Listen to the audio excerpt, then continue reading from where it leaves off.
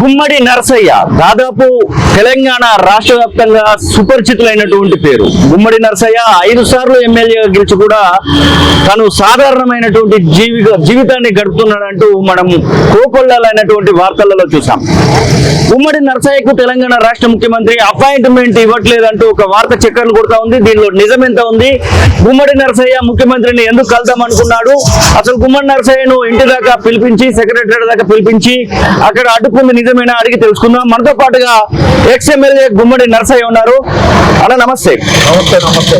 ఎందుకు మీరు ముఖ్యమంత్రిని కలవాలనుకున్నారంట? ముఖ్యమంత్రి దగ్గరికి వెళ్ళడానికి మీకు అవకాశం దొరకట్లేదు అంటున్నారు. దానిలో నిజం ఎంత ఉంది? అసలు నిజం లేకుండా ఉండదు కదా.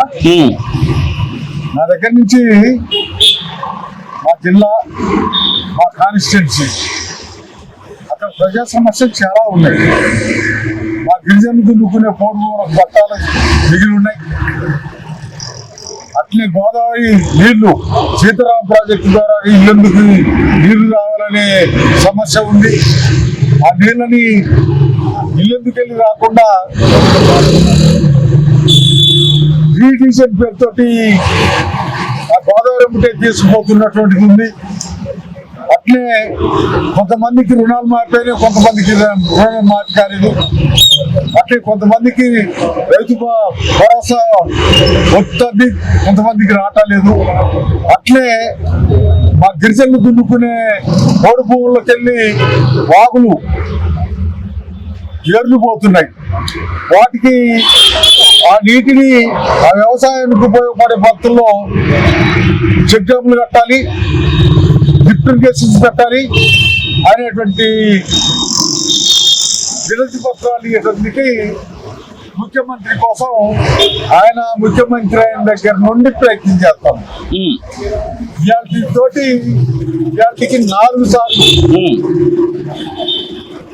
ఎన్నిసార్లు వచ్చినా ఎవరికి చెప్పినా మాకు టైం ఇస్తలేరు. టైం సెక్రటేరియట్కి పోతే రానియరు, ఇంటికి పోతే రానియరు. నేను ఎన్టీ రామారావు తోటి ఎమ్మెల్యేనైనా. అసలు మీరు ఎవరికి సమాచారం ఇచ్చారు? ముఖ్యమంత్రిని కలుస్తాను అని చెప్పి మీరు ఇప్పటి వరకు ఎవరికి సమాచారం ఇచ్చారు? వారి నుంచి ఎలాంటి రిప్లై వచ్చింది? ఎలాంటి రిప్లై వచ్చింది? అక్కడ జైపాల్ రెడ్డి అని అతను ఉంటాడు, ఇంకెవరో దినేష్ రెడ్డో ఏదో ఆయన పేరు గుర్తులేదు. వాళ్ళని అడగాలట, వాళ్ళు టైం ఇస్తారట. ఓకే, వాళ్ళకి ఎప్పుడు వచ్చినా ఫోన్ చేస్తున్నా, ఎప్పుడు వచ్చినా మెసేజ్ పెడుతున్నా. మీరు మెసేజ్ పెట్టి టైం అడిగితే దానికి సమాధానమే ఉండదు. ఓకే, అయినా వాళ్ళు టైం ఇచ్చినా ఇవ్వకుండా పోయి అది ఇద్దరు చేద్దాం అంటే గేట్ కాడికి పోతే గేట్ కాడ బందోబస్తు. ఆ బందోబస్తులో ఉన్నటువంటి అధికారులు, పోలీస్ అధికారులు, సిబ్బంది మీరు పోయారు. ఇవాళ పరిస్థితి ఏంటంటే నేను అడిగి పోగానే ఒక అతను ఫోన్ లో మాట్లాడుతూ పైకి ఫోన్ చేశాడు. వాళ్ళు అడిగారు, గుమ్మడి నరసయ్య గారు వచ్చిండండి, గుమ్మడి నరసయ్య గారు ఉన్నారండి అని చెప్పారు. గుమ్మడి నరసయ్య గారిని వెళ్ళిపోమని చెప్పండి, ఇప్పుడు వీలు పడదు అని చెప్పారు. అంటే ఈ గవర్నమెంట్ లేదు, ఈ ముఖ్యమంత్రి ఎవరి కోసం, ఎవరికి సేవ చేస్తాడు? అలాంటి వాళ్ళ నుంచి తీసుకుంటే ప్రజా సమస్యలు ఏంటో వస్తాయి. మా అనుభవాలు చెప్తాం, మాకు సంబంధించిన సమస్యలు చెప్తాం.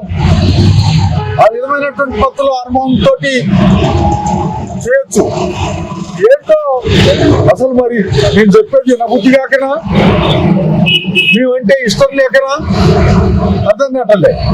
నేను 5 సార్లు ఎమ్మెల్యేనైనా ఎన్టీ రామారావు, రాజశేఖర రెడ్డి, చంద్రబాబు వీళ్ళందరితో నేను అంటే ముఖ్యమంత్రి దృష్టికి మీరు కలుస్తాం అనుకునేటువంటి మాట వెళ్ళిందా వెళ్ళలేదా అనేటువంటి ఒక ప్రశ్న మనకు కనబడతా ఉంది. ఎందుకంటే ముఖ్యమంత్రి చాలా మందిని పిలిపించి మాట్లాడుతూ ఉన్నారు. నిన్నగాక మొన్న కొన్ని కుల సంఘాలను కూడా పిలిచి మాట్లాడడం జరిగింది.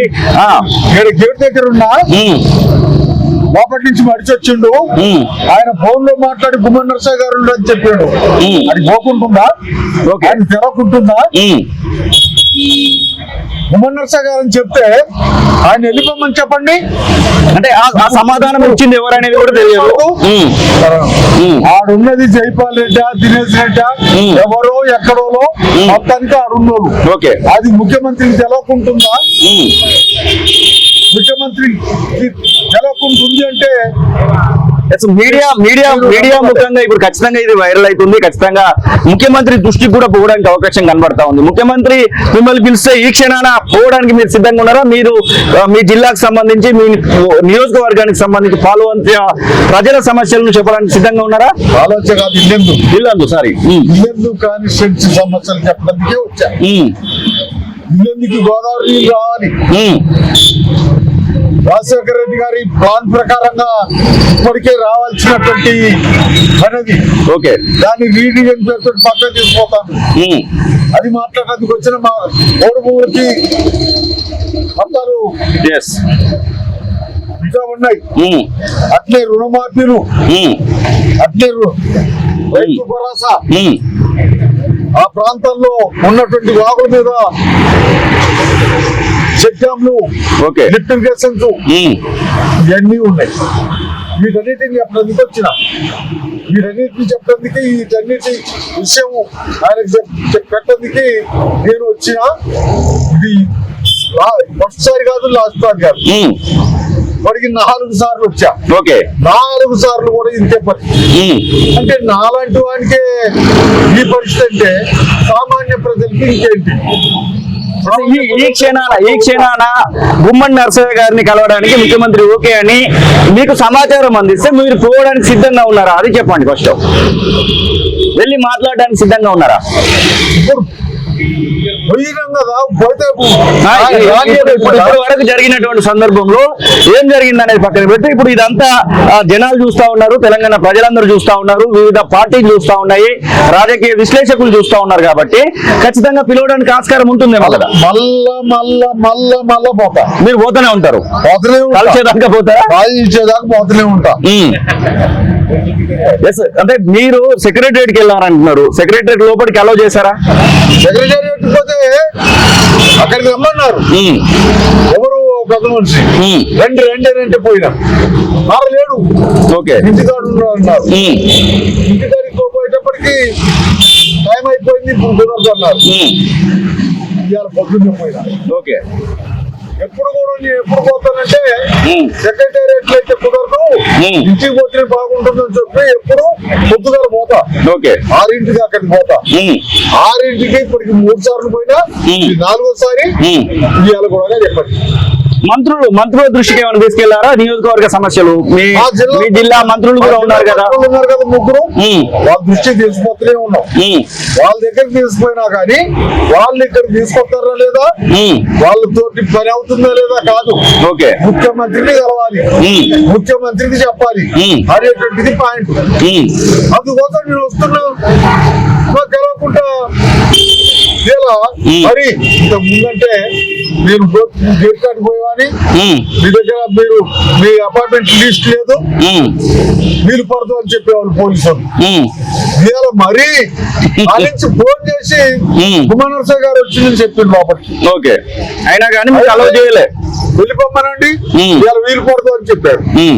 ఎప్పుడు వీలు పడుతుంది, ఎట్ట వీలు పడుద్ది? ఇది ప్రజాప్రభుత్వం అంటున్నారు కదా, ప్రజాపాలన అంటున్నారు కదా, ఇట్లే ఉందా? ఇది ప్రజాపాలన. నేను ఇంతకు ముందు కేసీఆర్ అనుకునే వాళ్ళం మూర్ఖుడు అని. ఆయన సెక్రటేరియట్ వచ్చాడు కాదట. మరి ఈయన కూడా సెక్రటేరియట్ పోవడం లేదంటారు. సెక్రటేరియట్ కి అయితే రివ్యూ చేస్తా ఉన్నాడు, సెక్రటేరియట్ పోతాడా, ఇంటికాడు ఉంటాడు అనేది కాదు. ప్రజలకు సంబంధించిన విషయాలు ఎట్లుంటాయి, వాటి గురించి ఏం ఆలోచిస్తుండు, కనీసం ప్రజల ప్రతినిధులుగా ప్రజల సమస్యలు తీసుకొని పనిచేసే మాలాంటి వాళ్ళకి అవకాశం ఇవ్వకపోతే సామాన్య ప్రజల్ని ఎట్లా చూస్తున్నారు, వాళ్ళ ఉద్దేశం ఏంటి? చుట్టూన్నటువంటి అధికారుల నుంచి ఈ నిర్లక్ష్యం ఉందేమో అన్నటువంటి మాటలు వినబడతా ఉన్నాయి. కాళోజీ టీవీ సీఎం దగ్గరికి అయితే తెలియజేసేటువంటి ప్రయత్నం చేసింది. మరి అధికారుల లోపమే నేను అనను, ఖచ్చితంగా పాలకుల లోపమే. ఓకే, అధికారులకి డైరెక్షన్ ఇచ్చేది, గైడెన్స్ చేసేది పాలకులు. అందుకని పాలకులు ఏం జరుగుతుందో చూసుకోవాలా. రోజువారీగా పేపర్లు రాస్తున్నాయి, రోజువారీగా ఈ టీవీలు చూస్తున్నాయి. అర్థం కదా, పట్టించుకోరా. అందుకని ఇప్పటికీ నేను రేవంత్ రెడ్డి గారిని అంటున్నా, రేవంత్ రెడ్డి గారు మీ పద్ధతి మారాలి, మీ అధికారులందరినీ పద్ధతి మారాలి. ఎన్టీఆర్ మేము పొద్దున్నే పోయేవాళ్ళం, మేము పోయేటప్పటికి నేను ఎప్పుడు పోయినా కానీ వందల మంది ఆయన భవనంలో ఉండేవారు, ఆయన బంగ్లాలో ఉండేవారు. ఆయన ఛాంబర్ నుంచి బయటకు వెళ్ళి అందరినీ కలిసేవాడు. రాజశేఖర్ రెడ్డి ఆయన్ని కలవటానికి పోయినా కానీ నువ్వు పోయేటప్పటికే వందల మంది భవనంలో ఉండేవారు. ఆయన ఛాంబర్ల నుంచి బయటకు వెళ్ళి అందరినీ కలిసేవాడు. పని చేసిండా లేదా, పని అయ్యిందా లేదా కాదు. ఓకే, ముఖ్యమంత్రి అంటే గట్టుండాలి. ఆయన వల్ల ఏం ఒరిగింది అనేది చూడరు ఎవరు. ముఖ్యమంత్రి కలిసిండు, మా దగ్గరకు వచ్చిండు, మా దండం పెట్టిండు. ఇది మొత్తం మీద తెలంగాణ రాష్ట్ర ప్రభుత్వము ఇప్పుడు ఈ 15 నెలల్లో చేసినటువంటి కార్యక్రమాలకు సంబంధించి కొన్ని తప్పొప్పులను చెప్పడానికి మాత్రమే మీరు అక్కడికి పోయారు, అంతేనా? అంతే. దానికి మీకు అలౌ చేయట్లేదు. ఆ తప్పొప్పులు వినడం మీకు ఇష్టం లేదా? వీళ్ళు వస్తే ఇటువంటి చెప్తారు, వీళ్ళతోటి అనుకుంటాడా? కానీ ఏమనుకున్నా పర్లేదు, కానీ అలాంటి వాళ్ళతోటి మాట్లాడితే కొన్ని మంచి అనుభవాలు వస్తాయి, గుర్తించాలి. అనుభవం మీకు అనుభవం ఉండొచ్చు కానీ అలాంటి వాళ్ళ అనుభవం కూడా తీసుకోవాలి. ఓకే, అలాంటి వాళ్ళు కూడా దగ్గర రాకుండా మాకు కూడా దొరకకుండా ఉంటే ఖచ్చితంగా తెలంగాణ రాష్ట్ర ప్రభుత్వం నుంచి, తెలంగాణ ముఖ్యమంత్రి కార్యాలయం నుంచి మీకు ఒక పిలుపు వస్తుందని అయితే కాళోజీ టీవీగా మేమైతే ఆశిస్తున్నామన్నా. ఖచ్చితంగా మీ యొక్క ఆరాటం ఏదైతే ఉందో ప్రజా సమస్యలకు సంబంధించినటువంటి విషయంలో మీరు ఏ ఆలోచనతోనైతే ప్రభుత్వానికి చెప్పాలనుకుంటున్నారో ఆ ఆలోచనలన్నింటికి కూడా ఒక తుది రూపు, అంటే రేపో ఎల్లుండో ఈ రోజు కాలొస్తుందని అయితే మేమైతే అనుకుంటున్నాం. ఇది గుమ్మడి నరసయ్య గారు ఆవేదన వ్యక్తం చేస్తున్నటువంటి పరిస్థితి. తెలంగాణ రాష్ట్ర ముఖ్యమంత్రిని కలవడానికి వెళ్తే 4 సార్లు నేను గేటు వద్దకు వెళ్లి తెలంగాణ రాష్ట్ర ముఖ్యమంత్రిని కలవలేని పరిస్థితి వచ్చింది, నాకే ఇలాంటి పరిస్థితి ఉంటే ఇక సాధారణ ప్రజల పరిస్థితి ఏంటంటూ తనైతే ప్రశ్నిస్తా ఉన్నారు. ఖచ్చితంగా తెలంగాణ రాష్ట్ర ముఖ్యమంత్రి, తెలంగాణ రాష్ట్ర ప్రభుత్వం, తెలంగాణ సీఎంఓ ఖచ్చితంగా గుమ్మడి నరసయ్య గారు లాంటి వాళ్ళకే ఇట్లాంటి పరిస్థితిని ఎందుకు తీసుకొచ్చారో ఒకసారి ఆత్మవిమర్శ చేసుకోవాల్సినటువంటి అవసరం ఉంది. దాంతో పాటుగా గుమ్మడి నరసయ్య గారిని ఆ ముఖ్యమంత్రితో కలిసే విధంగా ఒక ఏర్పాటు అయితే చేయాల్సినటువంటి అవసరాన్ని కాళోజీ టీవీ గుర్తు చేస్తా ఉంది. కెమెరా పర్సన్ నవీన్ తో కలిసి శ్రీనివాస్, కాళోజీ టీవీ, హైదరాబాద్.